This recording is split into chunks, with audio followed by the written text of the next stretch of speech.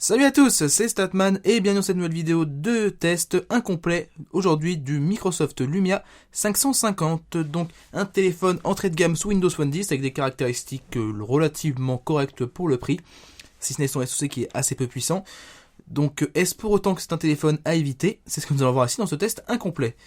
Pour tout ce qui est spécification et design, j'en ai déjà fait une vidéo complète dessus, donc c'est la vidéo de présentation que j'ai faite de ce téléphone avant le test. Si vous avez envie d'avoir plus d'informations là-dessus, n'hésitez pas à aller regarder, elle est dans la description. Pour ce qui est de l'écran de ce téléphone, cet écran 4,7 pouces HD 720p avec une définition de 294 pixels par pouce, de technologie IPS LCD est convenable mais est loin d'être fantastique. Il possède un bon confort de vision dans toutes les situations, c'est toujours agréable de regarder dans des bonnes conditions de lumière, même si vu que la dalle n'est que 4,7 pouces, il faudra parfois jouer du zoom sur les pages pour rendre la lecture optimale.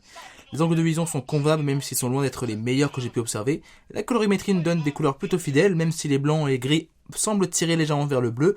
On n'est pas face au contraste d'un AMOLED, mais les couleurs ont un peu de peps. La luminosité est suffisante pour que l'écran soit visible en plein soleil, et l'écran dispose d'un temps de réponse qui est bon, pour ce qui est de la réactivité. Les bordures sont un peu grandes, même si il n'existe aucun rebord noir entre l'écran et cette bordure, ce qui est une bonne chose. Enfin, pour les vidéos, il faudra se contenter de vidéos à 30 images secondes, car le SoC ne tient pas le rythme sur des vidéos à 60 images secondes. Et en ce moment, vous pouvez voir une vidéo YouTube.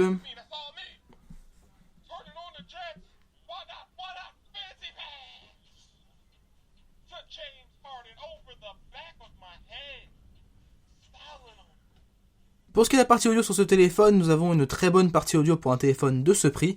Le haut-parleur en appel est puissant et clair, le son en prise jack et en casque Bluetooth est sans défaut. Le haut-parleur situé à l'arrière arrive à délivrer un peu de basse, mais le son est moyen. C'est malgré tout cohérent avec la gamme de prix du téléphone, et j'ai déjà vu pire pour ce prix, voire même des fois plus cher. Et tout de suite, une petite musique libre de droit. À fond.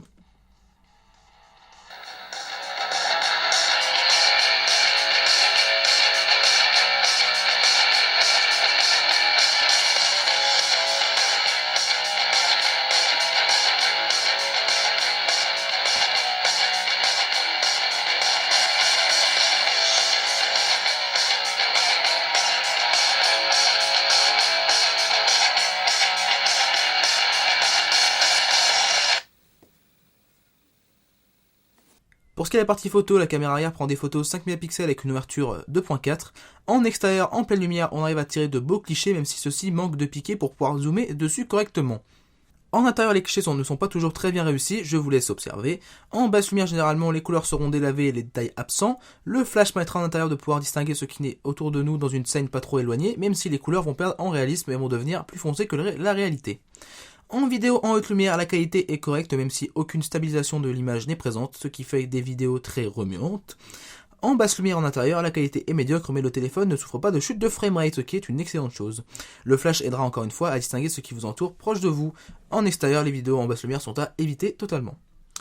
La caméra frontale de 2 mégapixels avec une ouverture 2.8, donc une ouverture assez petite pour les téléphones actuellement, ne fera des clichés corrects que si la luminosité est suffisante. Ni trop présente, ni trop peu présente.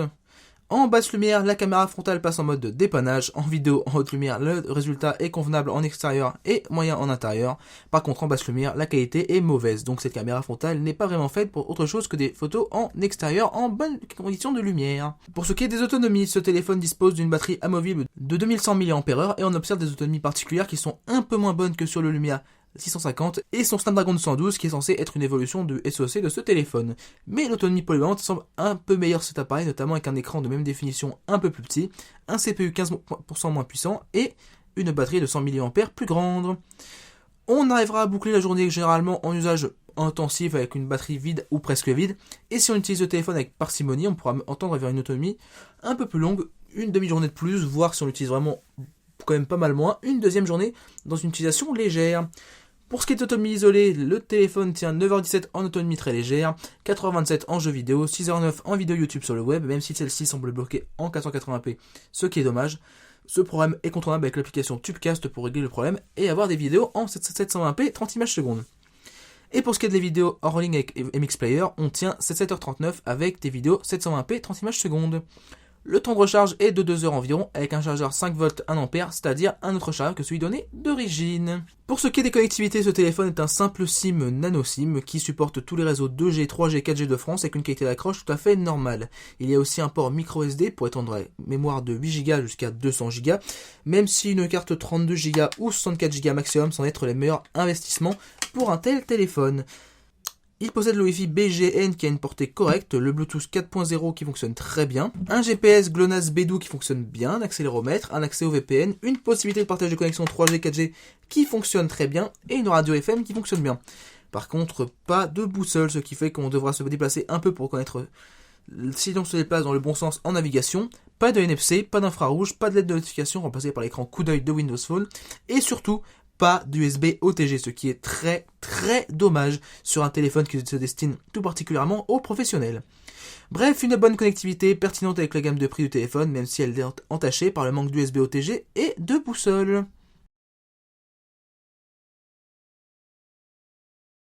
Pour ce qui est du fonctionnement en jeu vidéo, le fonctionnement est très similaire à celui du Lumia 650. Je vais aujourd'hui vous montrer une petite partie de Candy Crush après une petite partie de Asphalt 8 avec des graphismes au minimum pour Asphalt 8. Comme vous pouvez voir, ça fonctionne vraiment très moyennement sur Asphalt 8 avec même ça s'appelle un bon gros freeze. Et ça m'est arrivé, ça s'appelle plusieurs fois quand j'ai joué à ce jeu.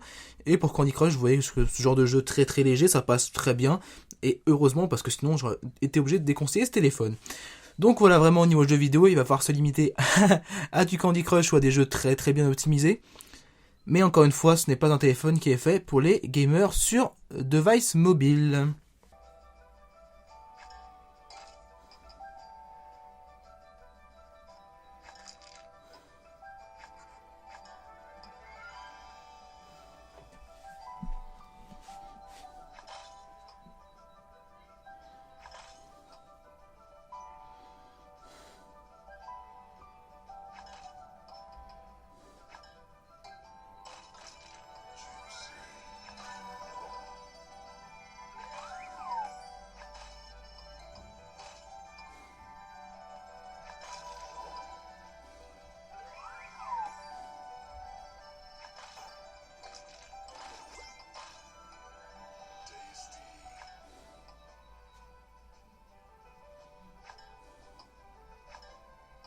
Pour ce qui est du software, ce téléphone tourne sous Windows Phone 10 comme son confrère le Lumia 650. Je ne vais pas aller dans les détails sur ce test incomplet. Je vais vous demander de vous référencer à mon test complet du Lumia 650 si vous voulez plus d'informations. C'est un OS qui est tout le temps fluide, plutôt personnalisable, assez bien testé et qui a eu le droit à un vrai effort de développement par rapport à ses versions Technical Preview, ce qui est une très bonne chose. Et le seul moment de non-fluidité que vous avez pu voir juste avant, c'est dans le moment où vous dépliez le panneau de notification sur l'écran d'accueil, ce qui est vraiment très bizarre et dommage parce que sur toutes les autres applications, notamment même Edge, quand vous dépliez le panneau de notification, il est hyper fluide, il n'y a aucun souci, et puis quand on est sur l'écran de verrouillage, et ben hop, on a un petit arrêt au milieu.